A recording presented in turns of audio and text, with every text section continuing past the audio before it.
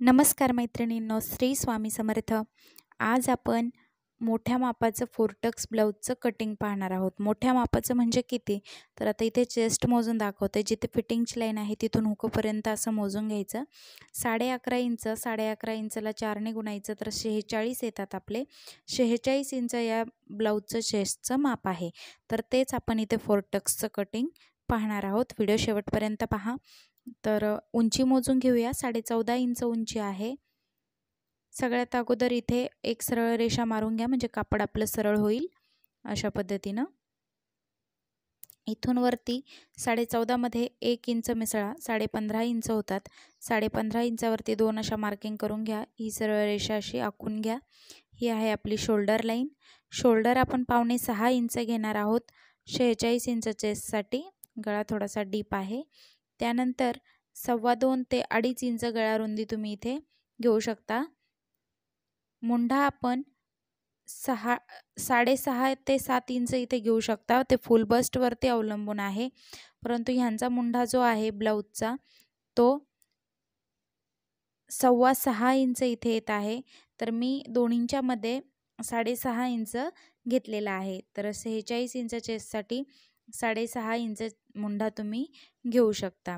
ही आहे chest line. इथे चेस्टचं माप टाकूया। 11.5 इंचावरती एक डॉट द्यायचा आहे आणि पुढे 2 इंच शिलाई मार्जिन घ्यायचं आहे आपल्याला। त्यानंतर आता कमरेचं जे माप आहे, म्हणजे आपली कंबर फिटिंग, पोटाची फिटिंग जी असते ती संपूर्ण इथे मोजून घ्यायची। चेस्टप्रमाणेच जे काही आपलं माप येणार आहे त्या संख्येचा चौथा भाग करायचा आहे। 40 इंच इथं आपला आलेला आहे, तर 40चा चौथा भाग 10 इंच होतो। 10 इंचावरती इथे एक मार्किंग करून घेऊया। 1 इंच पाठीमागच्या डार्टसाठी घेऊया आणि 2 इंच पुढे शिलाई मार्जिन घेऊया। या दोन्ही रेषा अशा जुळवून घ्यायच्या आहेत। या दोन्ही रेषांच्या मधलं जे आहे ते शिलाई मार्जिन आहे ते तुम्ही 1.5 इंचाच्या पुढे 2.5 इंचापर्यंत घेऊ शकता। त्यानंतर इथे 1.25 ते 1.5 इंचावरती मुंडा राऊंड द्यायचा आहे। मी 1.25 इंचावरती मुंडा राऊंड इथे दिलेला आहे। त्यानंतर गळा वरतून आपल्याला व्यवस्थित मोजता येत नसेल तर ही जी गळ्याची पट्टी आहे, खालच्या बाजूने अर्धा इंच सोडून द्यायचं, तिथे ही पट्टी ठेवायची। वरच्या बाजूने अर्धा इंच, म्हणजे जर 5 इंचाची पट्टी असेल तर त्यामध्ये 1 इंच ॲड करून 6 इंचची ही पट्टी आपल्याला घ्यायची आहे। जेवढं तुम्ही अडकवणार आहात जोडण्यासाठी, जर पाव इंचच अडकवत असाल तर तेवढंच अंतर आपल्याला इथे वाढवून घ्यायचं, म्हणजे बरोबर आपला जो गळा आहे तो आपल्याला मिळून जातो। त्यानंतर जिथे आपली फिटिंगची लाईन आहे तिथून मध्यापर्यंत असा टेप दुमडून घ्यायचा। दोन्ही बाजूने अर्धा इंच, म्हणजे जे 1 इंच आपण पाठीमागच्या डार्टसाठी वाढवलेलं आहे त्यासाठी आपण हे ड्रॉ करून घेतोय। दोन्ही बाजूने अर्धा इंच, वरती 5 इंचचा हा टक्स घ्यायचा आहे।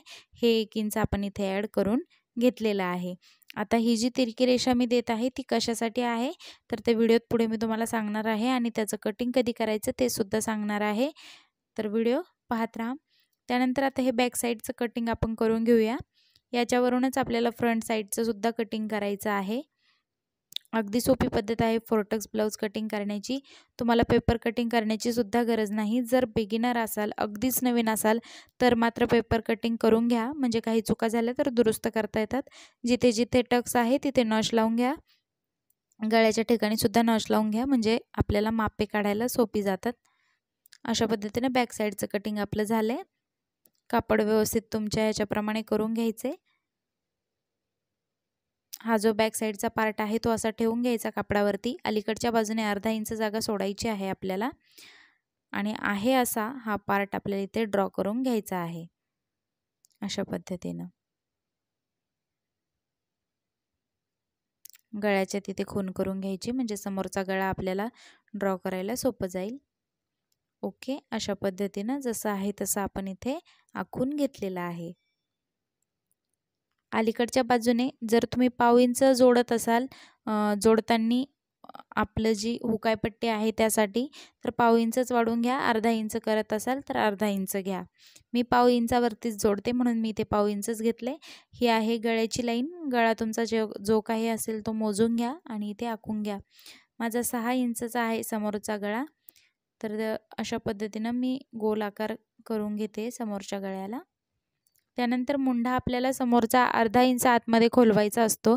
डायरेक्ट तुम्हाला जमत नसेल तर अशा पद्धतीने मुंढा पुन्हा एकदा आखून घ्या आणि जो आधीचा मुंढा आहे आपला बॅक साईडच्या त्याच्या अर्धा इंच आतमध्ये समोरील मुंढा आखून घ्या। त्यानंतर आता खालच्या बाजूने 1.5 इंच मी इथे वाढवत आहे, कारण आपली जी योकपट्टी असणार आहे त्याचं मार्जिनसुद्धा आपण ह्यातूनच घेणार आहोत आणि जे टक्स आपण मारणार आहोत आडवे आणि उभे त्याचं मार्जिनसुद्धा इथेच ॲड करून घेणार आहोत. तर पाऊण इंच मला पट्टीसाठी लागतं आणि बाकीचं जे आहे ते टक्ससाठी. आता हे मोठं माप आहे, टक्स थोडे मोठेसे घ्यावे लागणार आहेत. तर बरोबर आपली पुढच्या बाजूने 3.5 इंच म्हणजे खालचं मार्जिन पकडून पुढच्या बाजूने 3.5 इंच, तिकडच्या बाजूने 3 इंच होईल अशा पद्धतीने आपली जी योकपट्टी आहे ती आखून घ्यायची आहे. पहा वरचं संपूर्ण अंतर जे आहे ते टक्ससाठी जे उरलेलं मार्जिन आहे ते टक्समध्ये आपण ॲड करणार आहोत. अशा पद्धतीने आपली ही योकपट्टी कटिंग झालेली आहे. म्हणजे हुकाय पट्टीच्या बाजूने 3.5 इंच आणि मुंढ्याच्या बाजूने 3 इंच अशा पद्धतीने योकपट्टी आपल्याला इथे कट करून घ्यायची आहे. ही आपल्याला मार्जिन सहित मिळालेली योकपट्टी आहे, याच्यात कुठेच काही वाढवायचं नाही आहे, अशी आपण ती कट करून घ्यायची. 1 इंच या बाजूने मी वाढवते, तो कशासाठी व्हिडिओत पुढे सांगते.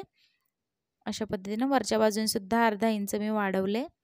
आता एकदा हे जे एक्स्ट्राचं मार्जिन आहे ते कट करून टाकूया, म्हणजे आपल्याला मापे टाकायला सोपं जाईल. साईडचं सुद्धा कट करून घेऊया. मुंढा व्यवस्थित कट करायचा आहे. पहा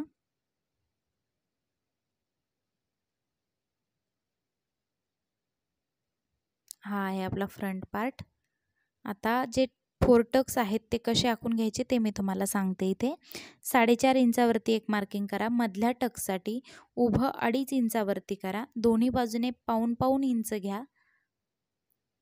1 ला 2 रेषा कमी अशा पद्धतीनं आणि त्याच्यावरती 1.5 इंचावरती एक मार्किंग करा आणि जे मध्ये मार्किंग केलंय त्याच्या दोन्ही बाजूने 1.5 इंचावरती मार्किंग करा. वरच्या बाजूने सुद्धा 1.5 इंचावरती मार्किंग करा. हा काखेतला टक्स, हा फ्रंट साईडचा टक्स आणि हा जो आहे तो फिटिंग साईडचा टक्स. अशा पद्धतीने हे 4 टक्स आपल्याला अगदी सोपी पद्धत आहे.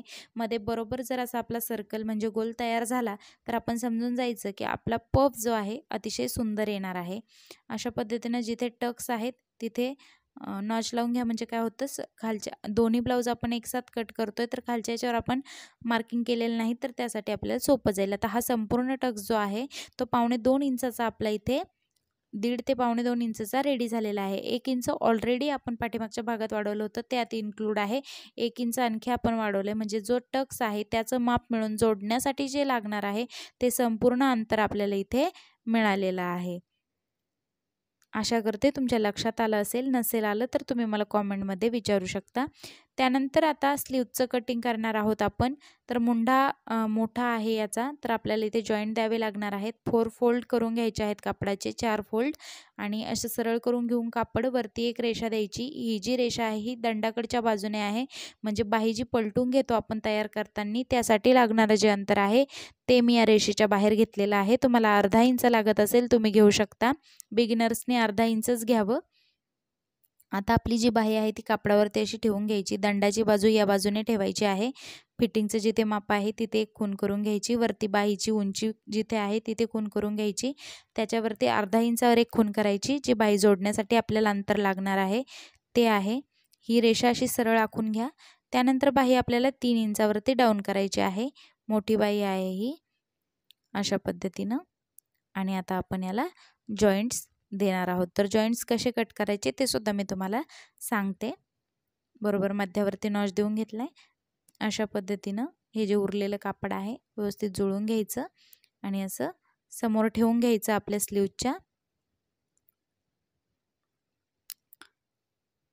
सरळ बाजू आपल्याला ती बाहीच्या बाजूने जोडायची आहे आणि कर्व या बाजूने घ्यायचा आहे. अशा पद्धतीनं जसा आकार येणार आहे आपला बाहीचं, जर अखंड कापड असतं तर अशा पद्धतीने आकार आला असता, त्या पद्धतीने इथे आकार देऊन घ्यायचा आहे.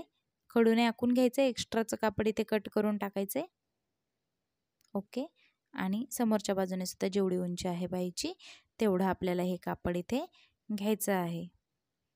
जर तुमची बाही कमी पडत असेल कुठल्याही मापात तर अशा पद्धतीने तुम्ही जॉईंट देऊ शकता. जे आपल्याला शिलाई मार्जिन, आपली बाही जी आहे ती मापाची बरोबर निघालेली आहे.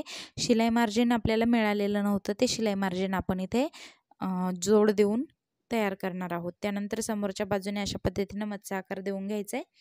बरोबर पहा, बाहीचं कटिंग आपल्या इथे अगदी सोप्या पद्धतीनं मी तुम्हाला सांगितलेलं आहे. बाहीचं कटिंग इथे झालेलं आहे. आता जे संपूर्ण पार्ट आहेत ते मी तुम्हाला इथे दाखवते. आपली कटिंग झालेली ही आहे आपली स्लीव्स. हा आहे आपला फ्रंट पार्ट. त्यानंतर हे आहे आपलं बॅक साईडचं. बॅक साईडमध्ये जे तिरकं आपण घेतलं होतं ते आपण अजूनपर्यंत कट केलेलं नाही. तर ते का कट करायचं आणि कसं करायचं ते पहा.